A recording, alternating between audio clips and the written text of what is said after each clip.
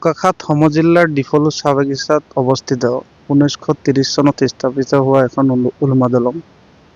আপোনালোকে নিজে প্ৰত্যক্ষ কৰিছে দলংখনৰ অৱস্থা কিমান জৰাজীৰ্ণ হৈছে আগতকে। আৰু বিশেষকৈ মই এটা অনুৰোধ জনাব বিচাৰিছোঁ, আমাৰ যি অসম চৰকাৰ আছে, আমাৰ বোকাখাত সমষ্টিৰ সন্মানীয় অতুল বৰা দেৱ তেখেতো আছে, তেখেতকো অনুৰোধ জনাব বিচাৰিছোঁ যে দলংখনৰ সংৰক্ষণৰ ব্যৱস্থা গ্ৰহণ কৰিব লাগে। কাৰণ আপোনালোকে নিজে জানে যে কাজিৰঙা ৰাষ্ট্ৰীয় উদ্যান আৰু কাকচাং জলপ্ৰপাত নিচেই সমীপত আছে। বিভিন্ন জেগাৰ পৰা পৰ্যটন আহি থাকে। তেখেতসকল আহি পেলাই যেতিয়া ইয়াত দলঙৰ ওচৰ চাপে, তেতিয়া জহি খহি দলঙৰ অৱস্থা একেবাৰে বেয়া হোৱাৰ কাৰণে তেখেতসকলে ভয় কৰে, আধা বাটৰ পৰা ঘূৰি গুচি যায়।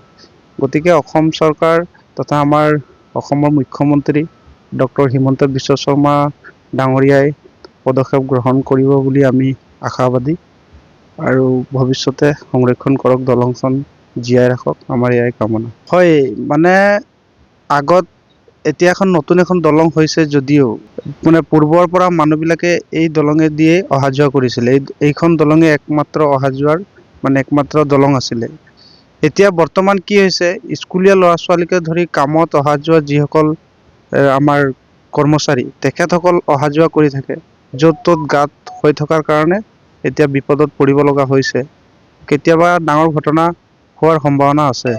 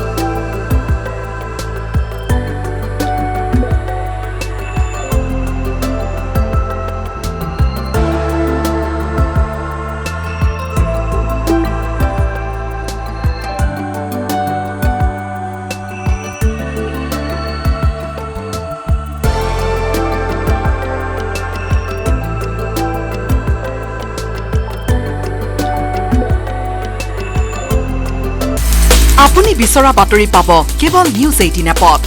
নিউজ 18 এপ ডাউনলোড কৰিবলৈ স্কেন কৰক এই QR কোড। গুগল প্লে ষ্টৰতো পাব এই নিউজ 18 এপ।